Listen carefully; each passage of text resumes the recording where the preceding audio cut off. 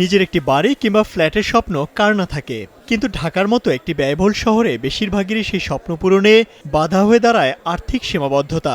বিশেষ করে উচ্চ মূল্যের কারণে একটি ফ্ল্যাট বা প্লটের মালিক হওয়ার স্বপ্ন যেন মধ্যবিত্তের কাছে অধরাই থেকে যাচ্ছে। এমন বাস্তবতায় একটি কার্যকর সমাধান হতে পারে হোম লোন। রিহ্যাবের উদ্যোগে রাজধানীতে 4 দিনের আবাসন মেলায় ক্রেতা দর্শনার্থীদের আগ্রহ ছিল মেলায় অংশ নেয়া বিভিন্ন ব্যাংক ও আর্থিক প্রতিষ্ঠানের স্টলগুলোতে। এবার মেলায় সর্বনিম্ন 11% থেকে শুরু করে 13% পর্যন্ত সুদে হোম লোনের অফার দেয় প্রতিষ্ঠানগুলো। স্পেশাল একটা অফার এখানে আছে আর কি, রেটের উপরে এবং ফিসের উপরে একটা ডিসকাউন্ট থাকে। এছাড়া আমরা ইন জেনারেল যে প্রোডাক্টগুলো আছে সেগুলোতে দিচ্ছি আর কি, মানে হাউজিং লোন যেটা বোঝায় আর কি। অ্যাপ্রুভাল প্ল্যান ছাড়া কেউ যদি বাড়ি করতে চায়, এনআরবি গৃহ ঋণ নামে আমরা একটা স্কিম নিয়ে এসেছি, এটা মেলা উপলক্ষে এক্সক্লুসিভ দেওয়া হচ্ছে। তবে ক্রেতা দর্শনার্থীরা বলছেন হোম লোনের সুদহার অন্তত সিঙ্গেল ডিজিটে নামিয়ে আনার পাশাপাশি পরিশোধের সময়সীমা আরও বাড়ানো উচিত।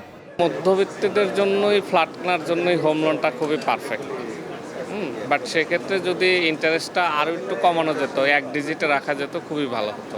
কোনো একটা হাউজিং বা কোথাও কিছু একটা করতে গেলে সেখানে তার ফিনান্সিয়াল সাপোর্ট অবশ্যই দরকার, যাতে এককভাবে তার পক্ষে সম্ভব না, ফিনান্সিয়াল সাপোর্ট পেলে কাজটা সে সহজে করতে পারে। আগে ধারণা ছিল যে আগে ইনভেস্ট করার পরে তারা লোন দিবে, এখন এই ব্যাংকটা আমাকে একটু বেনিফিট দিল যে না, আপনি আগে ইনভেস্ট করতে হবে না, আপনি লোন পায়ে ইনভেস্ট করতে পারবেন আপনার জমিতে। এই জিনিসটা আমার ভালো লাগছে। শনিবার ছিল এই আবাসন মেলার শেষ দিন, তাই এদিন মেলায় ক্রেতা দর্শনার্থীদের চেষ্টা ছিল স্বাদ ও সাধ্যের মধ্যে নিজের পছন্দের আবাসন খুঁজে নেয়া। আমরা যেহেতু ব্যস্ত সময় পার করি, এক জায়গাতে সব কিছু তথ্য পাওয়া যায়। তথ্য পাওয়ার পরে বাসায় গিয়ে সেটাকে একটু অ্যানালাইসিস করে দেন যেটা পছন্দ হয় সেটাতে গিয়ে সেই প্লট কিংবা ফ্ল্যাট কেনা যায়। প্রাথমিক চুক্তি করার পরে তারা যেই সমস্ত কথাগুলো বলেন, অনেক সময় এটা পরিপূর্ণতা লাভ করে না।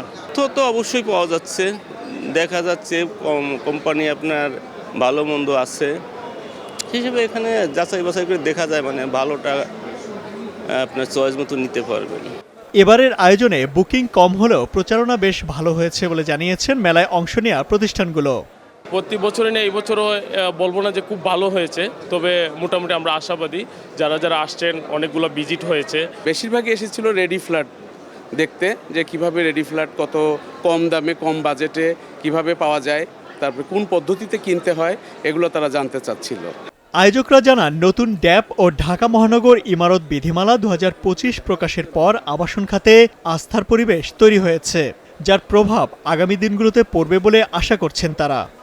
রাজনৈতিক সমীকরণ এবং অর্থনৈতিক বিষয়টা সব কিছু মিলে এবার একটু মেলা একটু দর্শনার্থী কম। ট্যাপের কারণে আমাদের যে অ্যাপার্টমেন্টগুলো, নতুন যে অ্যাপার্টমেন্টগুলো আসছে, এগুলোর রেটটা একটু বাড়তি এবং আপনার নির্মাণ সামগ্রীর দামটাও একটু বাড়তি, যে কারণেই তারাও অপেক্ষা করছেন এবং পরবর্তীতে এগুলো স্থিতিশীলতা আসলে, রাজনৈতিক প্রেক্ষাপটটা স্থিতিশীলতা আসলে, অর্থনৈতিক চাঙ্গাভাব হলেই আমরা আশা করছি যে এই সেক্টরে সব কিছু প্রাণবদ্ধতা আবার পূর্বের মতো ফিরে আসবে। বুধবার থেকে শুরু হওয়া রিহ্যাব আবাসন মেলা 2025-এর আয়োজন শেষ হয় শনিবার রাতে। এই মেলায় ক্রেতা দর্শনার্থী, আর্থিক প্রতিষ্ঠান এবং আবাসন কোম্পানিগুলোর মাঝে মেলবন্ধন তৈরি হয়েছে বলে মনে করছেন আয়োজকরা। Imtiaz Ahmed, Star News, Dhaka.